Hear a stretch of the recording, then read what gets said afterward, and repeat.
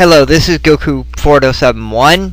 I'm back with a video. This will be a top 10 list of the video response to BK Critics' top 10 favorite X-Men, not including Wolverine. I'm also not including First Class. There will be no First Class members on here. The original person who made this video, there should be a link to his original video, but this will be a video response of BK Critics, so go watch his video, and please respond. We want responders, and respond to his video, or the core one if you want, but my video is not the core video, so if you have to respond to mine, respond to mine.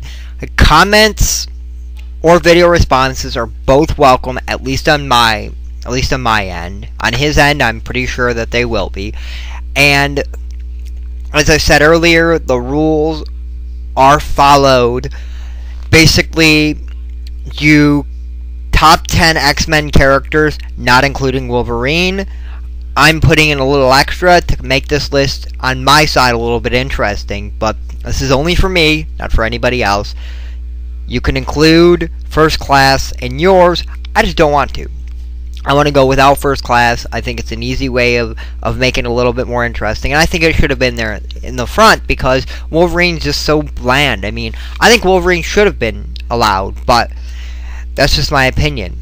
So let me get to my number 10. My number 10 is the unstoppable Juggernaut. He is Xavier's brother. He's not a mutant, but he was an X-Men. So he's kind of interesting. He was an X-Men for a period of time, and anybody who comments and says that he is not an X-Men, sorry, you're wrong. He was an X-Men. I don't remember what comics, but he's definitely an X-Men. He's a very interesting character. His power sets are really cool. He's got super strength, and he's like incredibly strong, and he can run through walls.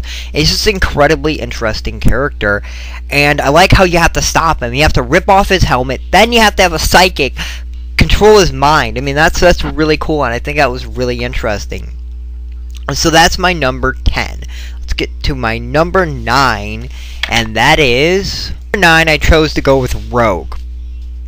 Rogue is, I can't see how Rogue could not be on a list, because Rogue is one of these characters that really shows what mutants are. There are other characters that do show it, but Rogue has incredible power.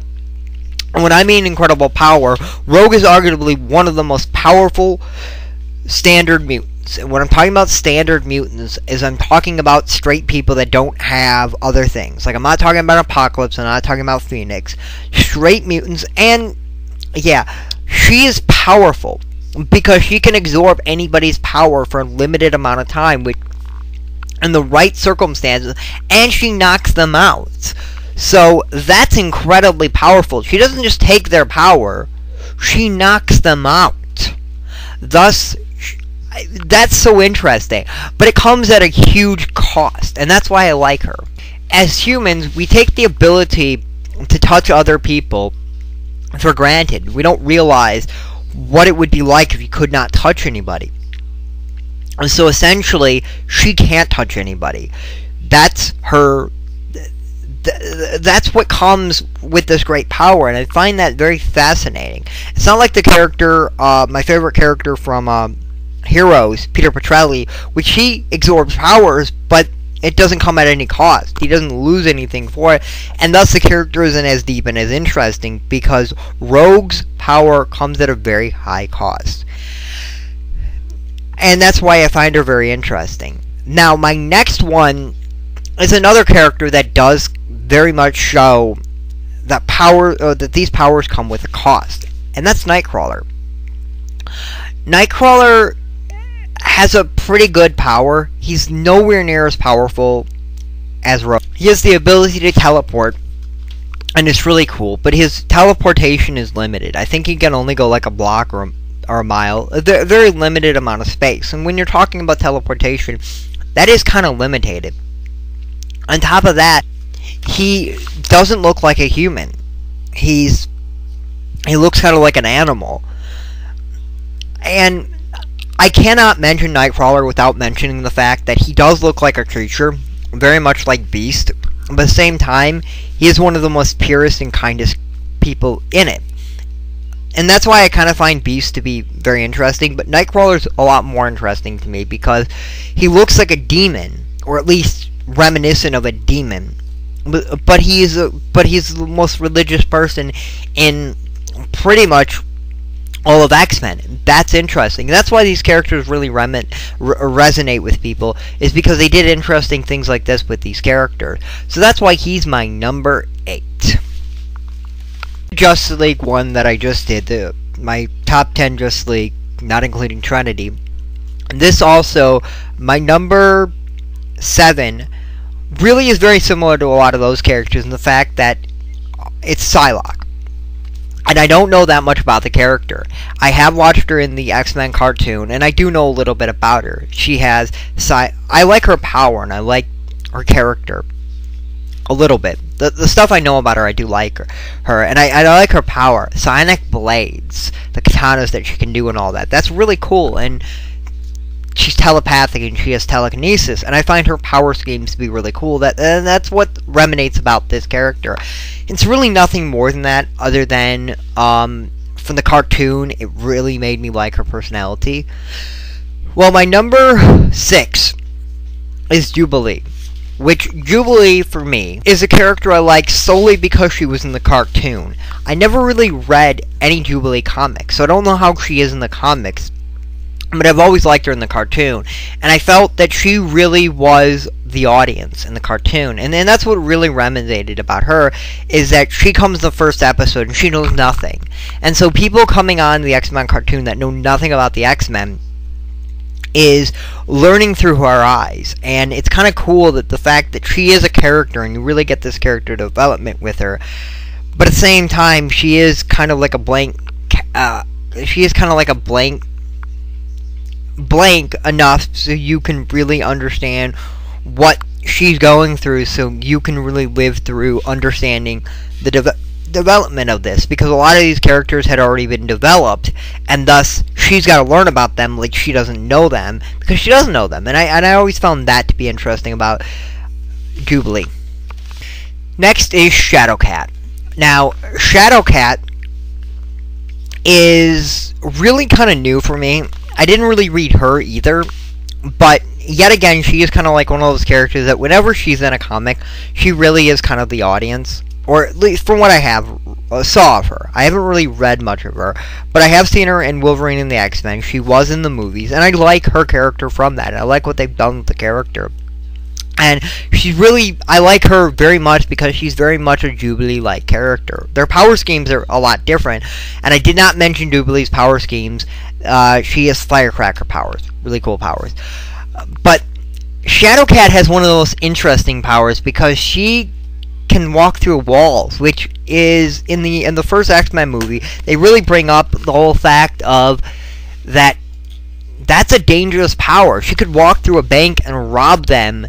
And it's interesting that she isn't this honest person, and I like that about her. Now we have one of the newer characters, X-23. I know very little about X-23, other than the fact that she's a clone of Wolverine, and that she is basically a female Wolverine. And that's all I need to know. I like Wolverine a lot, and X-23 is more of a younger character that you kind of get to see with Wolverine's type power schemes and all that. And she's very interesting, very cool, and I like her a lot. She is higher on my list because I do like her. I don't know, this is probably the character I know the least about. That doesn't mean I can't like the character. From what I know about her, I do like her. And my friend was kind of talking about how she used to be a prostitute and all that. And a comic is coming out about her. And my friend's going to get a copy, and I'm going to borrow it from him. So I can't wait to read that. That's going to be a very good read, I think. So the next one is, now we're getting to the part where it was really hard for me to number these. Last time around, the last 4 or 5 so were very easy for me to number. This time around, it was the opposite. It was kind of really hard because I like them almost equal. But I put Gambit next on the list because Gambit I like, and I like his character, and I like how he used to be a thief, and he's a Cajun, and in every medium I've seen him in, I've liked him, and I've read a few comics with him, and I've liked him. But that's pretty much what I like about him. The fact that he's interesting, his backstory is interesting, and his powers are interesting. That he can, whatever he can touch, he can turn into an explosive device. That's cool. Now we get to the nitty-gritty of the list. The next one on the list is Cable. It's Cyclops' son. He comes from the future. He is one of the most powerful of mutants, but his powers had to be suppressed. He's amazingly interesting, amazingly powerful, and he's a time traveler. And I've always ruminated with the story of time travel. So, yeah, there's really nothing I don't like about him. Now, I like the fact that my list does this little parallel. My number 10. Arguably, people are going to tell me that he's not an X-Men, or that he's not a mutant, or is going to go through something of disqualifying him from my list. Which, they're wrong. Juggernaut does qualify. And my number 1, I was talking to a friend of mine, and he was trying to disqualify my number 1. And it's the one and only. If you don't have Charles Xavier, you have to have Magneto. Before I go on, I do have to mention one last thing. Magneto is a founding member of the X-Men, and you have to consider him an X-Men, or you can't consider Batman a JLA. And I know people say he was never part of the JLA, but he is, and Magneto is definitely part of the X-Men. It's just, yeah, Magneto has been an X-Men in the past, and he has been an X-Men in the present, so thus, he is an X-Men. So, before you comment saying he's disqualified, no, he's not. He is an X-Men.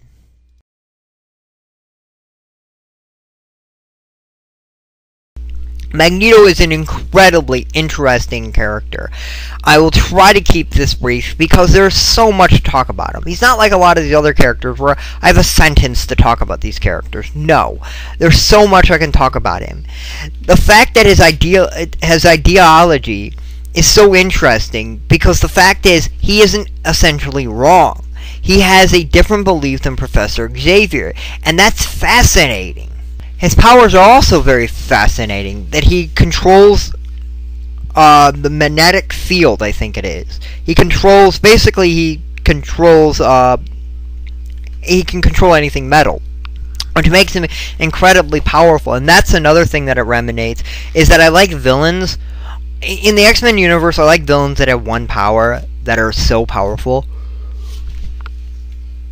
A show I used to watch from pretty much beginning to end, Heroes, really didn't do that. All the villains had like a dozen different powers, and I always felt that made them less interesting. In X-Men, you have characters like Magneto, who has one power. Magneto has a single power, but his power gives him so much power. He can control the magnetic thing. He can throw metals at you. He can rip Wolverines and adamantium out of them. He's just such a powerful and interesting character. And yet again, his ideology, hopefully I'm saying that right, is so interesting, and that's why he's my number 1. And he basically came from, the concept of the character came from Malcolm X, because Martin Luther King and Malcolm X are the templates for Professor Xavier and Magneto, and that was pretty interesting in my opinion. Okay, that is my top 10 list.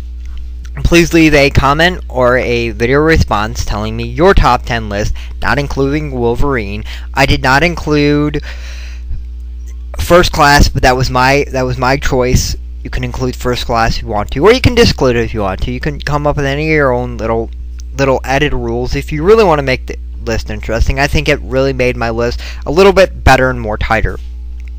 And please leave a comment or a video response to BK Critics video if you can, or the originating video, which I will try to give a link to that video. This is Goku Photos 1. See you next time, YouTube.